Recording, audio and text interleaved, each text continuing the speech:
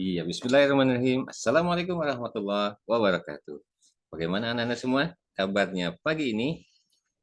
Ya, semoga dalam kebaikan ya, semoga dalam kebaikan, kesehatan, keberkahan, dalam limpahan nikmat Allah Subhanahu wa taala.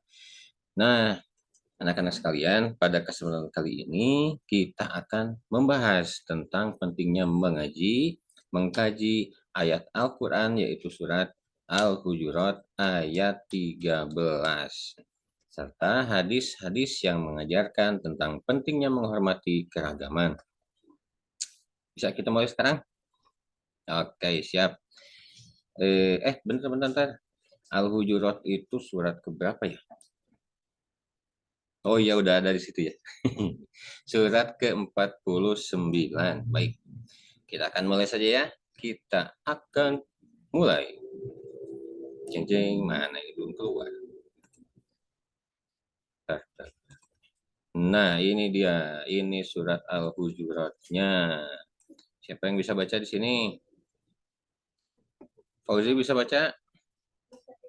Iya. Siapa Alzam? Oke, atau kita sama-sama saja semua ya. Bapak contohin dulu. Ya, jangan lupa, kalau kita mau membaca Al-Quran, kita harus baca apa dulu? Nah, kita harus baca apa? Ta'awuz. A'udzu billahi minasyaitonir rajim. Bismillahirrahmanirrahim. Ya, dengerin. 1, 2, udah siap belum ini? Ya, siap. 1, 2, udah siap? Iya, ya, siap. Ya ayyuhan nasu inna khalaqnakum min zakari wa unsa wa ja'alnakum syu'uban wa qabaila lita'arafu inna akramakum indallahi atqakum innallaha alimun khabir. Alhamdulillah. Pasti yang kalian juga ngikutin barusan ya. Diulang enggak diulang. Ini artinya nih. Hai manusia, ini kata Allah Subhanahu wa taala ya. Hai manusia, sesungguhnya kami menciptakan kamu atau kalian dari seorang laki-laki dan seorang perempuan dan menjadikan kamu berbangsa-bangsa dan bersuku-suku supaya kamu saling kenal mengenal. Sesungguhnya orang yang paling mulia di antara kamu di sisi Allah ialah orang yang paling takwa di antaramu. Sesungguhnya Allah Maha Mengetahui lagi Maha Mengenal. Ingat, jadi Allah Subhanahu wa taala itu menciptakan bangsa manusia. Iya, manusia keseluruhannya, mau dia orang Papua atau dia orang Jawa atau orang Padang atau ada orang Padang, orang Sunda, banyak ya. Orang Jawa siapa? Banyak. Ada orang siapa lagi? Orang Bali, ya. Ada orang Tiongkok ya, keturunan. Terus ada siapa lagi? Banyak ya. Ada yang matanya sipit, ada yang matanya belotot kayak orang Eropa, ada yang kayak orang Jepang, ada yang kayak orang Korea, ada yang kayak apa? Yang orang yang hitam-hitam tuh.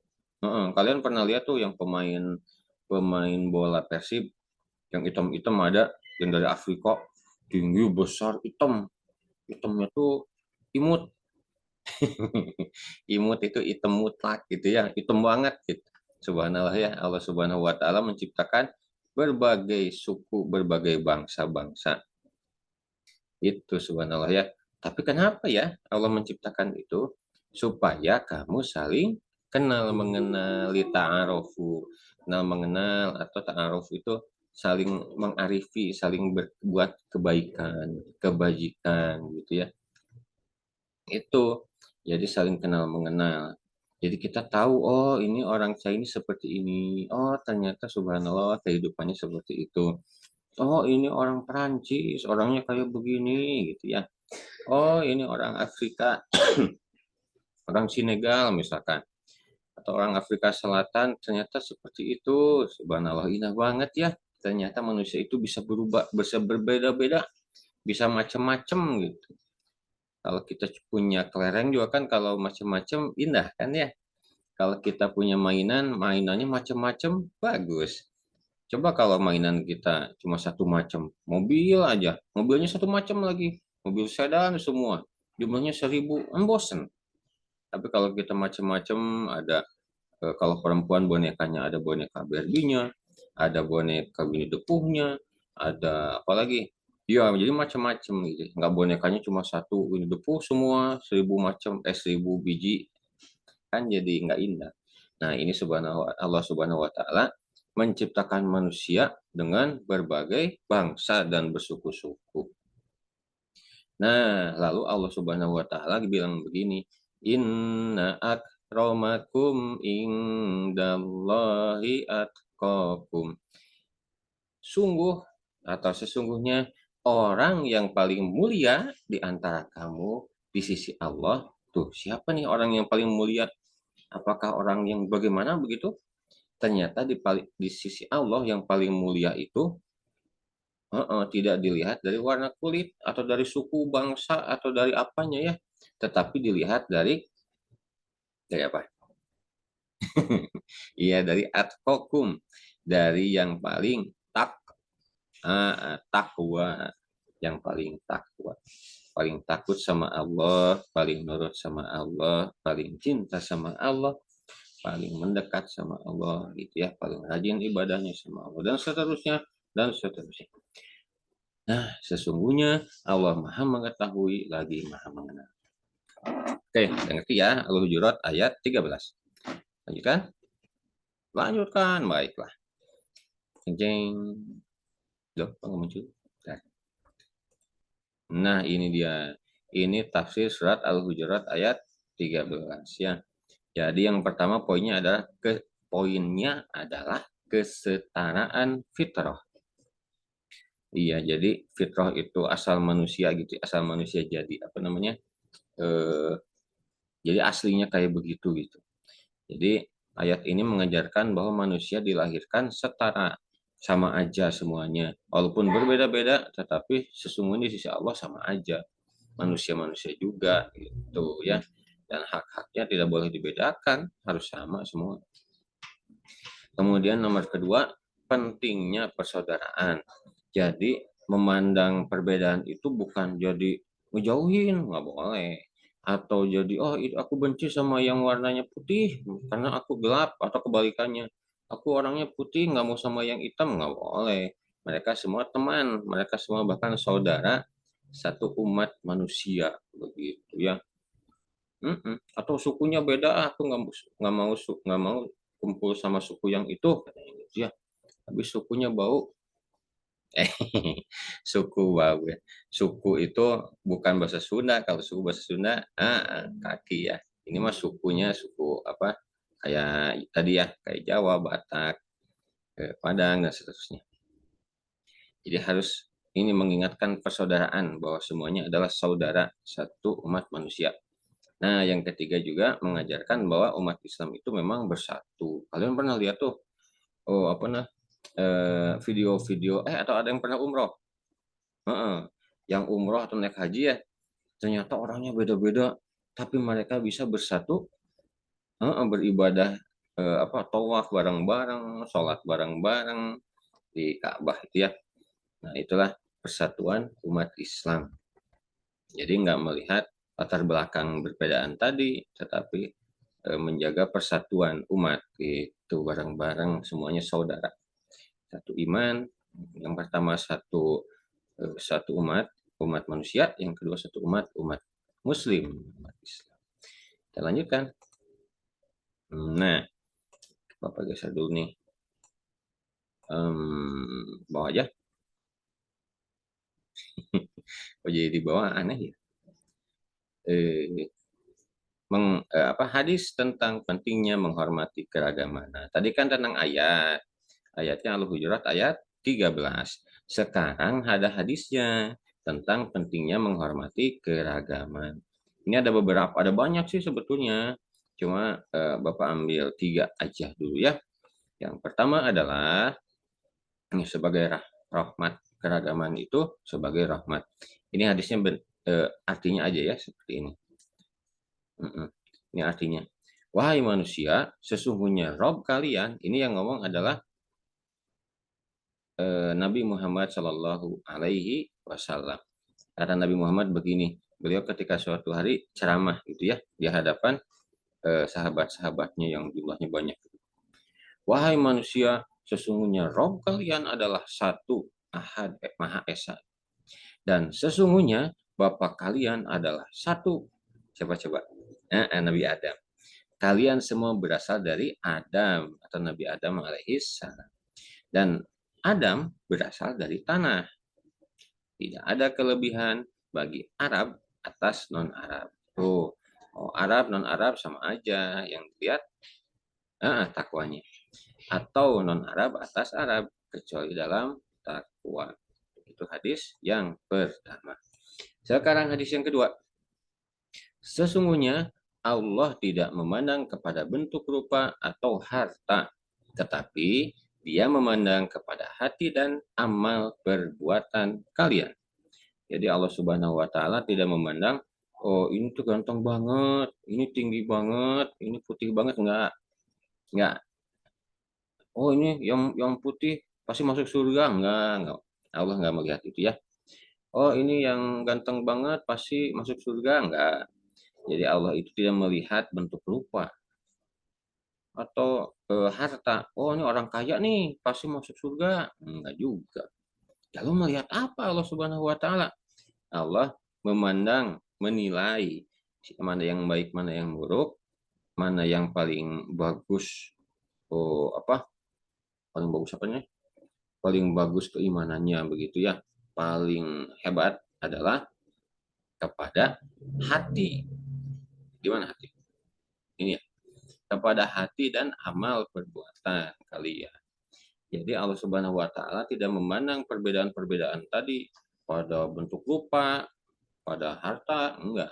Tetapi melihatnya yang paling hebat adalah yang hati dan amal perbuatannya yang paling baik gitu. Hatinya paling ikhlas, paling sabar, paling tawakal, amal perbuatannya paling baik, paling ikhlas, paling banyak gitu ya. Itu yang Allah Subhanahu wa taala lihat. Yang terakhir, ada hadis tentang saling cinta karena Allah. Lupa belum ini. Saya teruskan saja ya. Orang yang paling aku cintai dan paling dekat denganku di hari kiamat adalah orang yang paling sempurna imannya dan yang paling baik akhlaknya. Wah, ini kata Rasulullah Muhammad Sallallahu Alaihi Wasallam. Jadi Nabi Muhammad Sallallahu Alaihi Wasallam bilang bahwa yang paling aku cintai, kata Nabi, dan yang paling dekat dengan aku di hari kiamat adalah yang paling sempurna imannya dan yang paling baik akhlaknya. Lalu kata Nabi, aku tidak akan meninggalkan dia hingga aku memintanya memasuki surga. Ya Allah, ya Rahman. Ingin banget ya, udah di akhirat, ditemeninnya sama Nabi. Masya Allah. Oke, kita lanjutkan. Selanjutnya adalah tentang makna toleransi dalam Islam. Makna toleransi. Jadi toleransi itu apa sih? Iya, toleransi apa? Nggak ngerti. Ngerti nggak? Jadi toleransi itu, jadi apa? Lihat perbedaan biasa gitu ya. Membiarkan orang yang berbeda, tidak memusuhinya, kayak begitu ya. Nah, yang pertama adalah makna toleransi dalam Islam adalah apa? Apresiasi terhadap perbedaan. Jadi dalam Islam itu tidak mengajarkan perbedaan itu harus dimusuhi, enggak. Justru harus diterima. Ada perbedaan pendapat, tuh nih, perbedaan pendapat, perbedaan budaya, perbedaan pandangan hidup. Oh, ini semua emang Allah Subhanahu wa taala ciptakan dan semua harus dihormati. Iya. Yang kedua, mengutamakan keadilan. Tuh, toleransi dalam Islam itu mengutamakan keadilan. Jadi nggak memandang tuh perbedaan suku, rasnya apa, atau agamanya bahkan. Agamanya apa? Misalkan, oh itu mah orang Yahudi atau orang Kristen kita musuhi. Enggak boleh. Islam itu tidak memandang itu. Ternyata yang salah orang Islam, tapi jangan kita kita apa? Kita belain aja walaupun salah, nggak boleh. Dalam Islam itu walaupun agamanya sama, tapi kalau dia bersalah harus dihukum misalkan ya. Islam itu adil ya, mengajarkan keadilan. Yang terakhir adalah penyampaian pesan-pesan dengan kebijaksanaan. Toleransi dalam Islam mengajarkan umat untuk menyampaikan pesan dengan bijaksana. Tuh. Jadi menghindari kekerasan atau tindakan yang dapat melukai perasaan orang lain. Jangankan mau keras, berbuat keras ya. Kita melukai perasaan aja. Itu nggak boleh. Melukai perasaan orang lain. Apa orang Islam aja yang harus dijaga perasaannya? Enggak. Orang non-muslim juga. Apakah orang yang satu suku aja sama kita, misalkan kita suku Jawa, lalu kita harus selalu membela, melindungi, dan tidak melukai perasaannya? Tidak. Semua orang yang berbeda sama kita, seberbeda apapun, itu harus kita lindungi perasaannya. Ya subhanallah ya. Dalam Islam itu diajarkannya baik. Kita lanjut ke slide berikutnya. Nah ini dia. Duh, Bapak pindah-pindah dulu ini kotaknya, maaf ya. Biar kelihatan soalnya tulisannya. Makna saling mengenal dalam Islam. Tuh. Nih, lihat orangnya aneh-aneh kan? Aneh-aneh, beda-beda. Ada yang putih banget. Ini kayaknya orang Rusia deh. Ada yang kayak orang India nih. Mungkin orang Bangladesh. Ada. Ini ada orang Afro-Amerika kayaknya. Afro-Amerika tuh orang hitam, orang Afrika yang udah lama di Amerika. Jadi hitamnya tuh nggak banget. Terus, nah ini yang orang Afrika yang asli. Ini mungkin orang Eropa ya. Wah banyak ini macam-macam tuh. Ini kayak orang Timur Tengah, gitu. Ini orang Asia. Banyak. Itu beda-beda. Jadi mereka harus saling mengenal, bukan saling musuh-musuhi. Saling bersaudara. Bahkan saling berdialog. Perbedaannya gini ya, gitu. Saling mengenal. Berbuat baik di antara mereka. Terus sebagai pengetahuan itu ya, jadi kita saling mengenal mereka, mengenal budayanya, jadi pengetahuan buat kita, jadi ilmu. Lalu juga saling kerjasama dan harmoni. Jadi perbedaan itu bukan untuk dipertentangkan, tapi untuk diterima dengan baik, bahkan dibuat kerjasama dan harmonisasi. Tahu harmoni? Ya, nanti deh Bapak jelasin di kapan-kapan yang lebih lengkapnya. Jadi harmoni gitu ya, tidak terjadi pertentangan.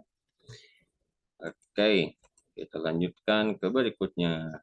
Nah, ini dia, meningkatkan kesadaran untuk menerima perbedaan. Tuh, pendidikan dan pengetahuan ini hampir sama yang tadi ya. Jadi kita tahu itu tadi perbedaan-perbedaan tadi bisa menjadi sebuah pendidikan dan sebuah ilmu pengetahuan. Jadi harus inklusif tuh katanya. Inklusif teh. Jadi menerima semua perbedaan. Enggak menolak perbedaan ya. Kemudian promosi dialog antar budaya. Mendorong dialog antar budaya. Jadi mereka harus berdialog, harus saling mengenal. Jangan aku nggak mau kenal gitu ya karena beda, nggak boleh. Harus saling kenal mengenal ya, biar saling tak kenal maka ta'aruf ya, maka saling mengenal lah. Tak kenal maka tak sayang katanya kan. Iya itu peribahasa. Tak kenal maka tak sayang, makanya kenalan biar ada rasa kasih sayang pada orang yang berbeda dengan kita. Nah, ini yang ketiga, komitmen terhadap persaudaraan umat ya. Jadi tumbuh persaudaraan nanti. Lanjutkan saja ke berikutnya. Nah, ini kesimpulannya. Jadi, kesimpulan yang sudah kita dengarkan dari awal tadi, dari surat Al-Hujurat ayat 13, dan juga hadis-hadis yang sudah Bapak bacakan tadi. Yang pertama adalah, siapa yang mau bacain? Oke, baca sama-sama yuk. Satu, memahami makna keragaman. Tuh, jadi makna keragaman itu harus kita pahami. Keragaman adalah apa? Ya, sama-sama. Keragaman adalah rahmat dari Tuhan yang harus kita hargai dan hormati sebagai umat manusia. Jadi keragaman itu adalah rahmat Allah Subhanahu wa taala yang harus kita hargai, kita hormati karena kita juga kan sama, berbeda ya antara manusia. Kita sebagai umat manusia sama. Nah, ini yang kedua. Yuk, sama-sama.